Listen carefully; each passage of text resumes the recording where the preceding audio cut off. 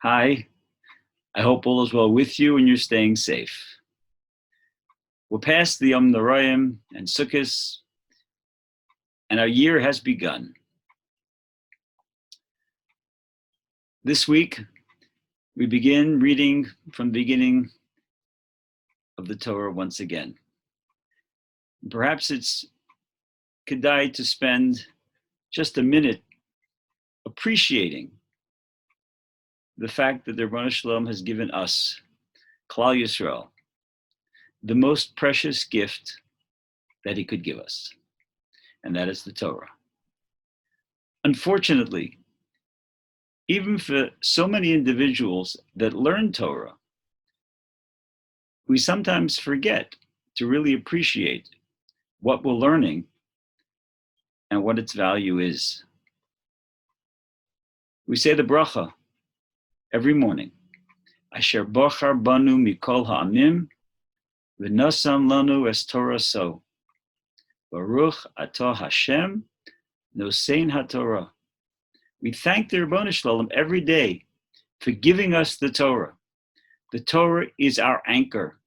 The Torah is our guidebook. Without the Torah, our life literally would have no meaning. And although, Baruch Hashem, we're from, we do the mitzvos, we even try to move in a positive direction, but sometimes we really forget where it's coming from, what it's based on.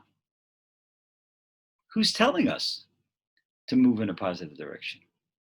Who's telling us that not only that we should move in a positive direction, but we're able to, because that's the way we were created. The Rebbeinu Shalom has given us a Torah and everything that we need to know, everything is in the Torah. We just have to spend the time delving and learning.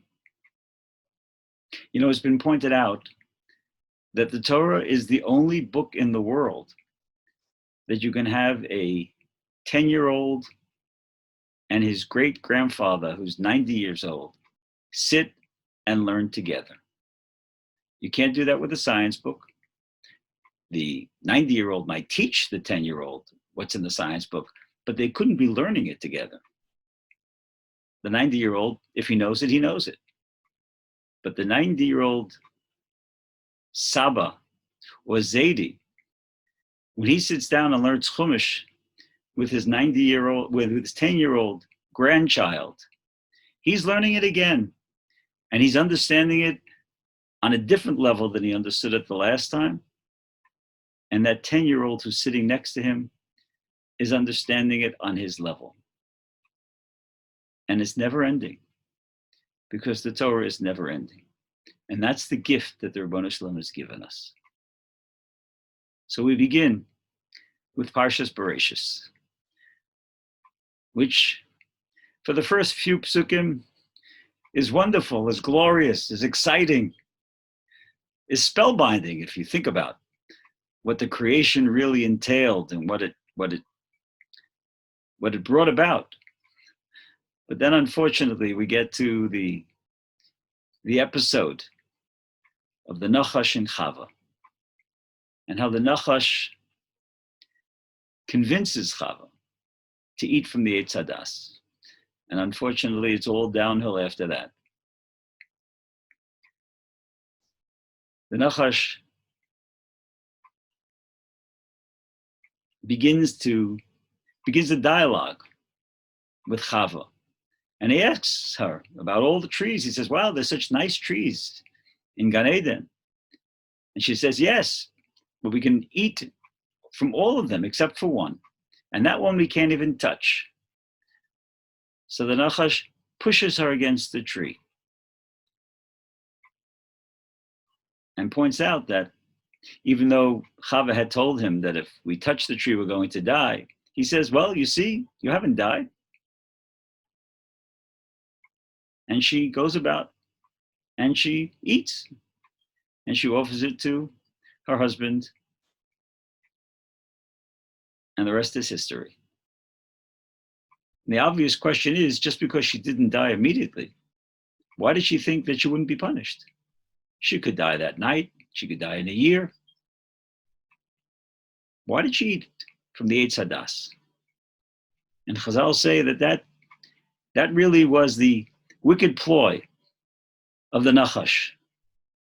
And he told her, you ate from the Eitz Hadas, or you touched the Eitz Hadas. You are going to die. You might not die right now. You might die in a year. You might even die in 100 years, but you're going to die. You have failed. And if you failed, you might as well at least enjoy life, because you're going to eventually die. And unfortunately, too many of us fall for the same trap. Rosh Hashanah, Yom Kippur.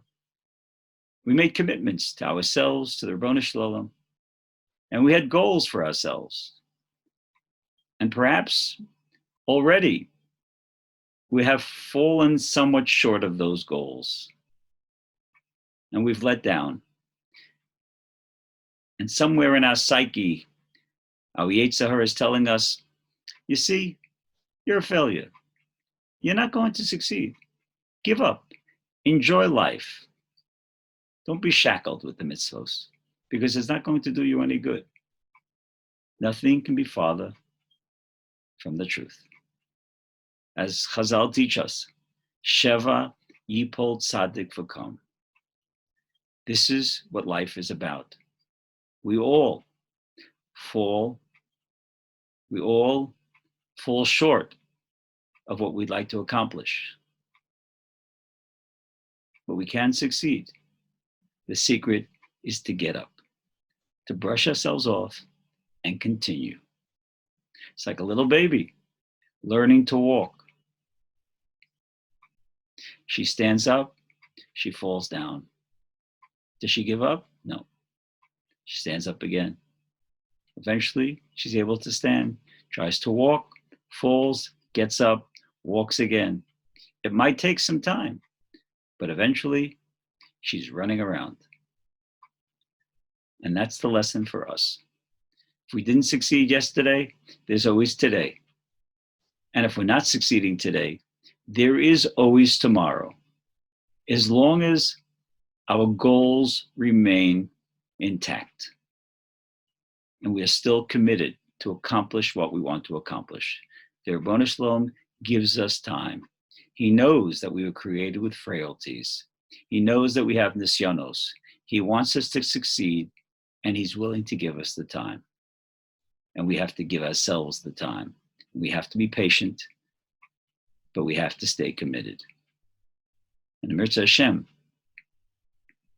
if we appreciate the fact that we're human beings, and human beings are not perfect. We're not machines. There aren't any little buttons in our back to just push. But we have to try, and when we fall, we get up and stand again. Mirza Hashem, if we try, and we dive into the Ribono Shel Olam, he will give us the siyata d'shmaya to eventually succeed, as long as we are committed to continue to move in a positive direction. Have a wonderful Shabbos.